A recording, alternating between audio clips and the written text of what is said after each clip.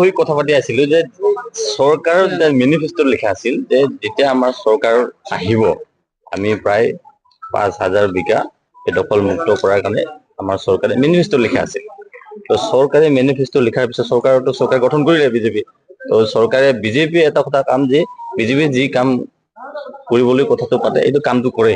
তো কথাটো হ'ল সেই প্ৰেক্ষাপটত গোৱালপাৰা জিলাত আমাৰ দুটা যি ৰিজাৰ্ভ ফৰেষ্ট ঘোষণা কৰিলে তাৰ লগে লগে আমাৰ এটা স্পষ্ট যে এইটো উচ্ছেদ হ'বই। আৰু যোৱাকালি মই কিবা এটা নিউজত দেখিবলৈ পাইছো যে 2004 চনৰ যিটো প্ৰস্তাৱিত যিটো ৰিজাৰ্ভ ফৰেষ্ট সেই প্ৰেক্ষাপটত এই বস্তুটো হৈছে। 2004 চনৰ পিছত বা 4 চনৰ আগত ক'ত কি কেনেকৈ হৈছিল সেই বস্তুটোৰ কাৰণেতো এতিয়া আমাৰ প্ৰশাসন বিভাগে চাই আছে, তেওঁলোকে কিতাপ নথি পত্ৰ চাই আছে, তেওঁলোকে ক'ত কি কেনেকুৱা কৰিলে ভাল হ'ব। যদি তাৰ খিলঞ্জীয়া মানুহ তাত যদি উৰিছে সেই খিলঞ্জীয়া মানুহখিনি কেনেকে বস্তু কেনেকে কি কৰিব সেই বস্তু প্ৰশাসনে চাই আছে আৰু আমাৰ বিভাগীয় কৰ্তৃপক্ষে চাই আছে। আৰু অতি সোনকালে মই যিমানটো জানো উচ্ছেদটো হ'ব উচ্ছেদটো হ'ব। আমিতো কামনা কৰিছো উচ্ছেদ হোৱা, কাৰণ সেই যিটো সেইটো ৰাক্ষসনী বুলি কোৱাৰ লগে ৰাক্ষসনীত পুৰা জংঘল আছিল আগতে 2000 চনৰ আগত বা 2005 চনৰ আগত জংঘল আছিল। মই নিজে নিজ চকুৰে দেখিছো। তেতিয়া আমি এইপিনে গোৱালপাৰা টাউনৰ পৰা যদি আমি ফৰেষ্ট গেটলৈকে চাওঁ সেইটো জংঘলে আছিল। তাৰ পৰা যদি আমি পুৰা বচাই পিনে ভিতৰি যাওঁ তাতেতো জংঘলে আছিল। আমিতো নিজেই দেখিছো, তাতে চাইকেল চলাই আমি গৈছো ফুৰিবৰ কাৰণে, তেতিয়া আমি নিজে দেখিছিলো ইমান জংঘল। সেই বস্তুটো জংঘলটো ৰাখিব লাগিব।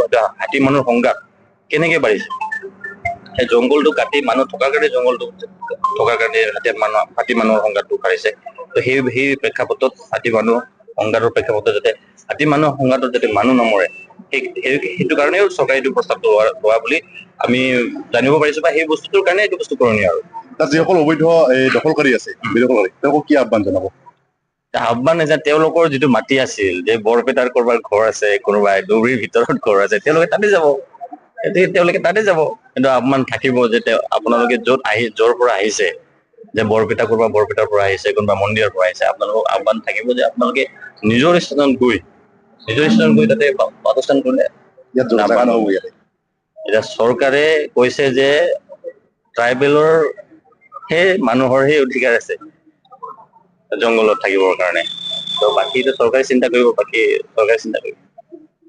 চৰকাৰে 100% দি দিম। মই আপোনাক কৈছো, মইতো বিধায়ক হোৱাৰ পিছতো কৈছো যে গোৱালপাৰা জিলাত প্ৰথম আমাৰ উচ্ছেদটো হ'ব, কিন্তু কৈছোৱে। আৰু অকল এইটো দুটা নহয়, আৰু 4-5টা স্থান আছে উচ্ছেদ কৰিবৰ কাৰণে, আৰু সেইটোও দি থাকক।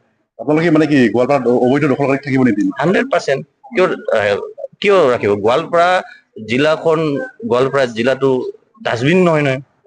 গোৱালপাৰা জিলাখন ডাষ্টবিন নহয়। সেই ডাষ্টবিনত যোনে তোনে আহি কিনে তাতে বস্তুটো পেলাই থৈ যাব, যোনে আহিব তাতে ঘৰ বনাব। ডাষ্টবিন নহয় গোৱালপাৰা জিলাখন প্ৰতিমা পাণ্ডেৰ